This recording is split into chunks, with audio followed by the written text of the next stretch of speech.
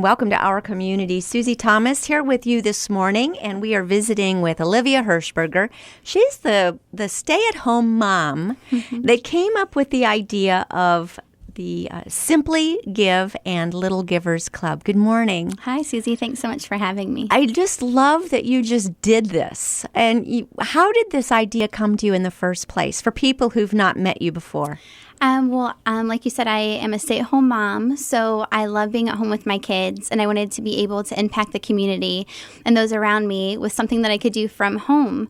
And so I was really praying about what I could do, and my husband said, let me know what direction you want to go in. I support you in whatever you want to do. So I just thought, I'm just going to start a blog about giving in general. And I feel like there's so many things in our life that we give to. We give to God, we give to our families, we give to random strangers. So I really wanted something simple about giving, and so Simply Give just came to me because giving truly is easy. Just start giving. Well, I think what's difficult is keeping it on the top of our mind because you live a different way than most of us. I think you wake up every morning and look around like, who can I surprise today? Yeah. How do you get that mindset? I think you really have to be intentional about doing it. And that's why I stress doing like random acts of kindness, because I feel like when you get in that giving mode, it's almost like addicting and you want to do it more and more. So not only do I talk about doing random acts of kindness, but just in general, loving your family and just giving to our family. One of the quotes I love is actually from Mother Teresa, and it is, if you want to change the world, go home and love your family. So I feel like that's so important. And if we all lived that way and all loved our families the way we should, I believe the world would be a different place. Families are tricky because everybody in the family likes being loved a different way. And really learning the love languages for each member of the family is important, isn't it? Yes. Talk about that because you come from a large family. Yes. I'm one of 8 kids, and so I know for my parents it was crazy with us growing up. I have 4, and it's crazy, so I can't imagine 8. But I felt like they were really intentional in loving us each a different way. I remember going on dates with my mom and my dad, staying up late to make chocolate pudding on the stovetop with my dad and eating it right out of the pan. And so obviously I love chocolate. Chocolate could be my love language. And just spending that one-on-one time with each of your kids. So, I guess, and especially even with marriage, with Simply Give, I talk a lot about marriage because I see so many marriages falling apart these days. And so I feel like if we truly find out our spouse's love language, then we can love them better, and they'll be the relationship will go smoother. How does that transition then as parents have adult children, like your relationship now with your mom and dad? You continue to be able to talk each other's languages, although you're not making pudding at midnight. Yeah. So how does that translate as you grow up and for them in their shoes to relate to their adult children? Some of our listeners might be really interested in that. I think when you build that relationship growing up, it just creates a closeness that you can't separate. And so, separate in a healthy way, leave and cleave. Right. But I just feel like when you do love them the way that they want to be loved or need to be loved, it just creates that bond that you grow up with. Absolutely. Good thought. All right, so I think you probably had this modeled for you by your parents. Am I right? As far as being a giving person and being a giver, talk about that a little bit. Growing up with 8 kids, sometimes were tough, but my parents gave as much as they could whenever they could. And so I remember if it wasn't financially giving to someone, it was giving someone food out of our cupboards or feeding kids in the neighborhood or just having a mentorship program, ministering to marriages. And so I think that's truly reflected in my life and made me want to have a better marriage and made me want to reach out to people. And as far as random acts of kindness go, I remember a Christmas where my dad got laid off. And my parents really didn't tell anybody, but they were stressing about how they were going to provide for us for Christmas. And one night we were all sitting there around the fireplace talking or probably fighting. And we heard the doorbell ring. And my mom opened the door to find a beautifully wrapped box with a huge red bow. So she saw someone running down the street. And she picks up the box and she opens it. And there was $100 bill after $100 bill in there. And so like we still to this day do not know who that was. And that was the Wow. biggest blessing ever.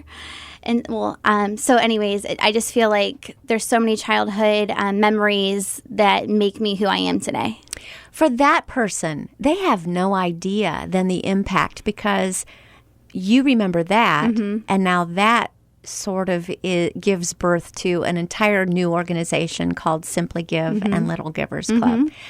Obviously, you're wanting to model it for your children as well. That's why it's not just Simply Give, but you also have Little Givers Club as well. Yes. Why is that important? I just feel like with the way the world is today, kids are mean, even adults are mean. So just teaching kids it's nice to be nice is so simple. And I just feel like if they learn that behavior young, they're going to grow up with that and hopefully be nice adults. You talk about these random acts of kindness. Can you give us some examples that you do every day in your way of thinking? Well, I guess one that's simple. I'm a mom, so I like coffee. And so it's just buying someone coffee in line behind me. And, it's a fun thing. It makes my day when I drive away. I might have had a long night with the baby or just a stressful morning. And I'm like, I'm just going to take a minute to give to somebody else, take the focus off myself and put it on somebody else. So it makes me just happy to give to others. As far as my kids go, they leave 25 cents in the candy machines outside of Mark's for others.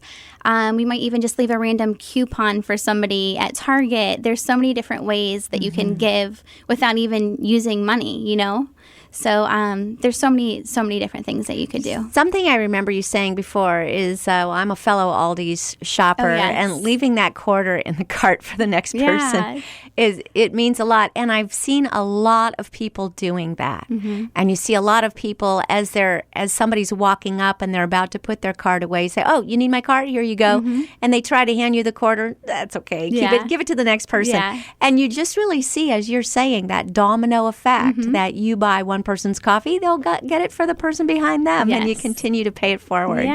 So fun. Well, you've actually come up with some, not just the random acts of kindness, but you're going beyond that now and coming up with some special days. So before we get into what you've got coming up, let's talk about some of the ones that you've done in the past. What's been especially meaningful to you as far as being able to do Simply Give and come up with ways to really bless some people in the community? Well, I feel like with Simply Give, we don't only want to meet the tangible needs of the community, but really truly touch the hearts of women.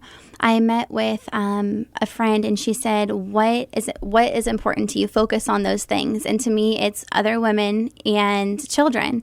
And so one of my most favorite events was actually this past July. It was called Project Lullaby. We had a bunch of women come together to hear the testimonies of women who have miscarried. And we actually made care bags for Dr. Kiko's office for her to give women who are going through this difficult time.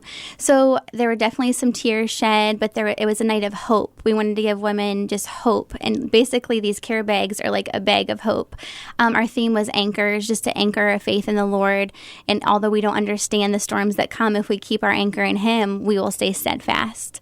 So that was one that was especially touching. Another one was Caring for the Courageous, which we did last year, which that was our second year, where we make chemotherapy care bags for local cancer centers. And at each event, we try to have women share their testimony or experience.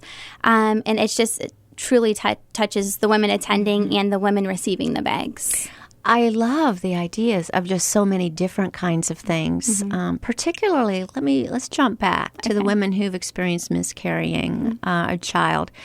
That's got to be such a sense of loss, however, because there's no funeral, there's no final thing. They're almost treated like they had an illness, and now they're supposed to recover from the illness rather than losing a member of the family.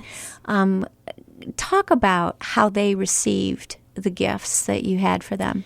Well, we actually just dropped them off to Dr. Kiko's office. She'll be the one handing them out, and she said women are really appreciating them. It was actually a girl named Danielle, a friend of mine, that came to me who had recently been a newlywed and miscarried. And so it was her idea. She said, could you do an outreach, because I feel like lost and lonely. I feel like, maybe the doctors don't care. It's become routine for them. And so we were really excited to come together and just to tell women, you're not alone. There's other women here supporting you. And so many women can relate, but it's not talked about often. Number one, because it's sad. And number two, sometimes people just don't know what to say. It becomes uncomfortable. And so we were just so glad that we could come together. We prayed over the bags and just prayed that peace and hope and the women would feel love when they got these bags. So Project Lullaby isn't something you collaborated with. This is another thing that you started as part of Simply Give? Yes, we do try to find different ways to reach out. So that was one of them. It was Danielle's idea. So I was so glad that she came to me. Some ideas, I pray for God to lead me in what direction he wants me to go. And then sometimes I have women come to me with these awesome ideas. And just with social media and with different things like you inviting me here, it's awesome to get the word out and just to have women collaborate with. Is that going to continue? Because I think that you've really hit on a nerve of something that really needs to be addressed and a very real need for ministry in our area that hasn't been. I mean, wow. Wow, Olivia, look at all the different things that you're giving birth to other than your 4 children. Thank you. I think there's actually some women in the community who are going to carry it on. Yes. As much as I would like to do the same events every year, we try to plan ahead, but sometimes new events come up. So my vision is to have women maybe do these groups on their own. Maybe if they're having a Bible study, come together and say, hey, can we make a care package? And, them go and drop them off at a doctor's office. So I'm pretty sure that there are 2 women who are going to kind of take this over and continue it. What else have you done in the past that I have no idea about? This is amazing to hear about. I'm trying to think. Every year we do the Mardi Gras. Yes. On Mardi Gras, we have something called Mardi Gras where we collect bras and underwear for the Domestic Violence Project and the YWCA. We also collect feminine products. And so that's been kind of our fun event. We really don't have anyone speak at that, but it's just kind of fun to have women come together for a girls' night, buy pretty things and donate them. And what I love is at all of our events, we collect items. So the items that people are buying are literally going on the bodies or to the women in our community, to the children in our community. Directly. Yes. This is a nonprofit for you, right? You're not being paid to operate this organization. No. We just became a nonprofit January or February of this year. Congratulations. Thank you. Thanks so much. And so often I do get asked the question, do I get paid? And no, I don't want to get paid. I love doing this. It's so cool. All right. Well, before we move on, this next Mardi Gras will be when? It'll be this Mardi Gras, and I actually don't have all the details yet. Each year I try to find, each year I try to find a different location to have it at. So I'll be on the lookout soon for a location for that. Very cool. And the kinds of things you want, it's just feminine products and feminine attire, yes. those necessities like bras and underwear and so forth yes. that these women would not necessarily have access to or something Correct. When they're trying to get out of a dangerous situation quickly. My friend that works at the Domestic Violence Project, Elizabeth, she said that some women are wearing girls' underwear because more people donate to children than they do adults. And so I'm just so happy that we can just do something so little but to make an impact on these ladies. As you do this, Olivia, are you surprised by how much of a need there is for this or that in our community? Is it opening your eyes? Yeah, to that's needs? why it's sometimes hard to pick and choose who we give to and what we do. And so far, we really don't give to individuals or like families, but we give to organizations so they can give to families.